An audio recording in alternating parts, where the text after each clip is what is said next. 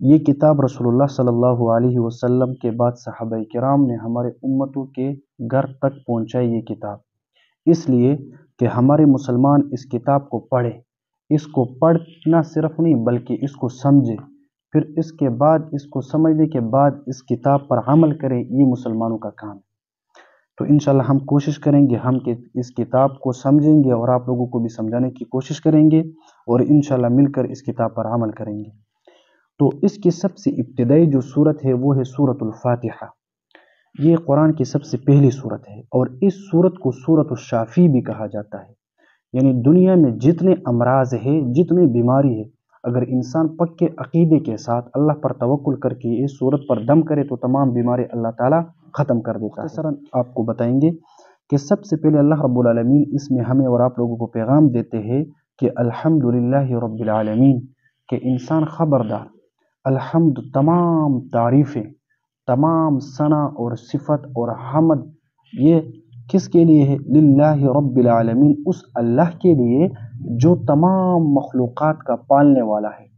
اب دنیا میں جتنے انسان ہیں، جتنے جانور ہیں، جتنے موجودات، جتنے حیوانات، جتنے جنات جو ہے، اس سب کو پیدا کرنے والا کون ہے؟ رب العالمین، اللہ رب العالمین ہے۔ اس کے بعد اللہ رب العالمین نے اس مخلوقات کو پیدا کیوں کیا؟ تو اللہ رب العالمین فرماتے ہیں وَمَا خَلَقْتُ الْجِنَّ وَالْإِنسَ إِلَّا لِيَعْبُدُونَ، کہ میں نے انسان اور جنات کو اس لیے پیدا کیا تاکہ وہ میری عبادت کرے، اور میری عبادت کس طریقے سے کرے؟ جو قرآن مجید اور احادیث میں موجود ہو اسی طریقے سے میری عبادت کی جائے۔ اس کے بعد اللہ رب العالمین فرماتے ہیں الرحمن اور الرحیم۔ تو الرحمن الرحیم دونوں کے معنی آتے ہیں مہربان۔ تو اس دونوں لفظ ذکر کرنے کا کیا معنی ہے؟ رحمان کا بھی معنی مہربان ہے اور رحیم کا معنی بھی مہربان ہے، تو دو لفظ کیوں ذکر ہوئے؟ تو اللہ رب العالمین فرماتے کہ یہ لوگوں ہوشیار، کبھی آپ اس غفلت میں میری عبادت سے غافل نہ ہو جائے، کبھی آپ رحمت کے چکر میں میری عبادت کو نہ چھوڑے کہ اللہ بخشش کرنے والی ذات ہے، ہم عبادت نہیں کریں گے، ہم روزہ نہیں رکھیں گے، زکوٰۃ نہیں دیں گے، حج ادا نہیں کریں گے، نماز نہیں پڑھیں گے، درود نہیں پڑھیں گے، تو اللہ بخشنے والا ہے، اللہ مہربان ہے۔ اللہ کہتا ہے نہیں، الرحمن، اللہ رب العالمین مہربان ہے ان لوگوں پر جو کافر بھی ہے، جو مسلمان بھی ہے، جو گناہگار بھی ہے، جو شرابی زانی سب ہے، ان کے لیے اللہ مہربان ہے۔ لیکن اس دنیا میں سب کے لیے بھی دیکھیں، کافروں کو اللہ رزق دیتا ہے یا نہیں دیتا ہے، اللہ مہربان ذات ہے، لیکن آخرت میں اللہ رب العالمین الرحیم ہے، ان لوگوں پر اللہ رب العالمین مہربانی فرمائے گا جو لوگ اس دنیا میں اللہ کی اطاعت کر چکے ہیں، جو لوگوں نے گناہوں سے اپنے آپ کو بچایا ہے، اور اللہ کی کتاب پر جن لوگوں نے عمل کیا ہے، اللہ رب العالمین آخرت میں صرف ان لوگوں پر رحم کرے گا۔ پھر اللہ رب العالمین فرماتے ہیں کہ اے دنیا والے، اپنی دنیا کے مال، جائیداد، اولاد، بادشاہی پر غرور نہ کرنا۔ ایسا نہ ہو کہ آپ کے پاس مال آ جائے اور آپ میرے دین سے، میرے ذات سے، میرے پیغمبر کی سنتوں سے آپ غافل ہو جائے۔ ایسا نہ ہو کہ اولاد اور مال کے چکر میں آپ مجھے اور میرے پیغمبر کو بھول جائے۔ اللہ فرماتے اس دنیا میں تو جو بھی بولے گا، اس دنیا میں تو ظلم بھی کرے گا، جبر بھی کرے گا، ناانصافی بھی کرے گا، لیکن اس دن سے ڈرو، مالک یوم الدین، اللہ رب العالمین بادشاہ ہے، اس دن کا جو حساب کا دن ہے، یعنی اللہ رب العالمین قیامت کے دن کا مالک ہے۔ قیامت کے دن تمام بادشاہ جمع ہو جائیں گے، فرعون جیسے لوگ جو خدا کا دعویٰ کر چکا ہے، قارون جیسے بڑے بڑے مالدار لوگ، وہ بھی آئیں گے۔ وہ شاعر کہتا ہے نا کہ زمانے کو کہتا تھا کہ میں اپنا خدا ہوں، زمانے کو کہتا تھا کہ میں اپنا خدا ہوں، فرعون سے پوچھو کہ وہ بادشاہی کہاں گئی۔ اور قارون اتنا بڑا مالدار تھا کہ اونٹوں پہ لائی جاتی تھی خزانوں کی کنجیاں، قارون سے پوچھو کہ وہ دولت کہاں گئی۔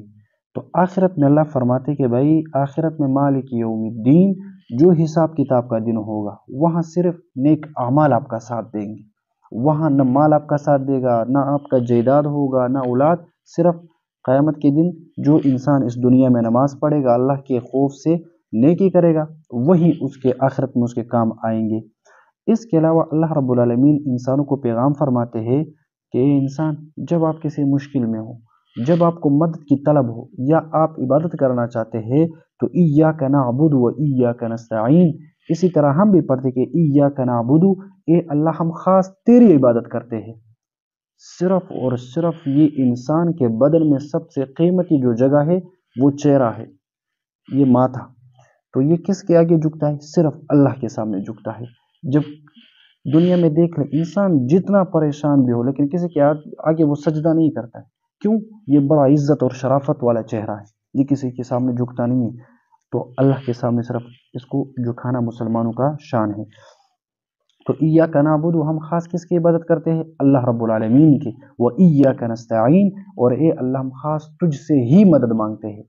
اللہ کے علاوہ اس دنیا میں نہ تو دینے والا کوئی ہے نہ لینے والا کوئی ہے، جو بھی دیتا ہے وہ اللہ رب العالمین دیتا ہے، اللہ کے علاوہ کوئی بھی نہیں دے سکتا۔ اور اس دنیا میں ہم اور آپ لوگ کتنے خوش قسمت ہیں کہ دیکھیں بھائی ہم کتنے گناہ گار ہیں، ہم اللہ کی نافرمانی کرتے ہیں۔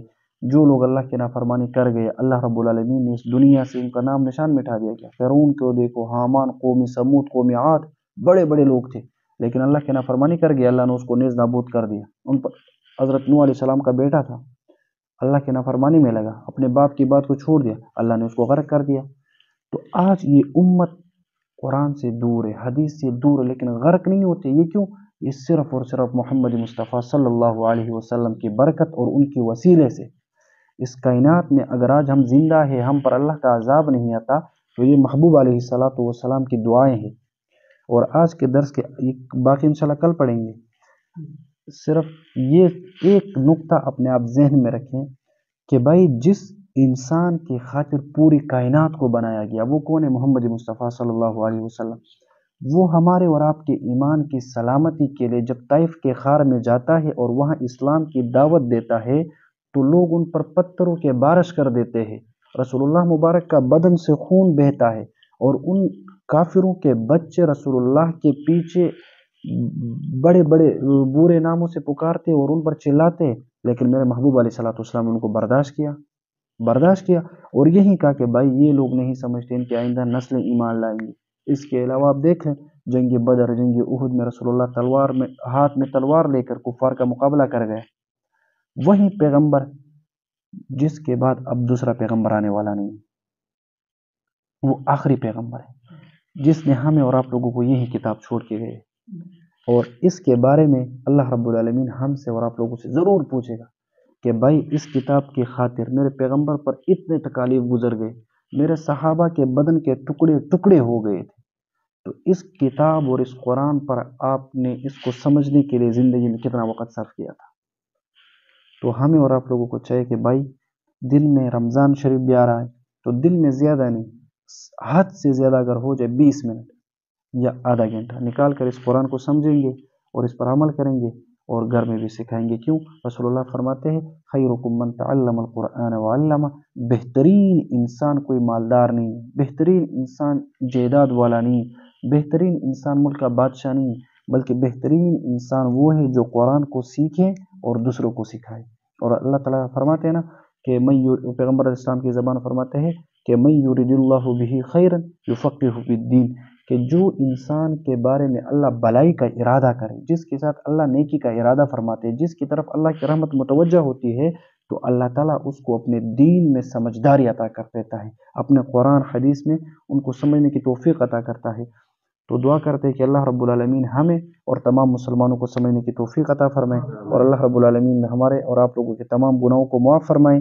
جتنے عمر ہم نے گناہوں میں گزاری ہے اللہ رب العالمین اس قرآن کی خاطر اور آنے والے رمضان کی برکت سے اور رسول اللہ مبارک کے وسیلے سے ہمارے تمام گناہوں کو معاف فرمائے۔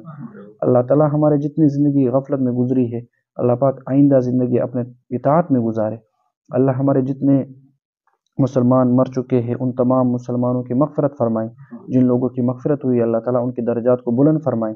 اللہ رب العالمین ہمارے جتنے معاشرے میں جتنے نوجوان بچے ہیں ان سب کو قرآن اور حدیث سیکھنے کی توفیق عطا فرمائیں، اور اللہ رب العالمین ہمارے دلوں سے دنیا کی محبت کو ختم فرمائیں۔ اللہ رب العالمین ہمیں ایمان کی دولت سے مالا مال کرے۔ اللہ رب العالمین مرتے دم تک ہمیں قرآن سیکھنے کے اور سکھانے کی توفیق عطا فرمائے۔ اللہ رب العالمین ہم جب بھی مرتے ہیں تو ہمیں عزت اور حیا اور ایمان کی موت عطا فرمائیں، اور جب بھی ہم مرتے تو اللہ ہمیں یہ کلمہ نصیب فرمائے کہ لا الہ الا اللہ محمد الرسول اللہ وصلی اللہ تعالی علی خیر خلقہ محمد وعلی آلہ وصحبہ اجمعین برحمتک یا ارحم الراحمین۔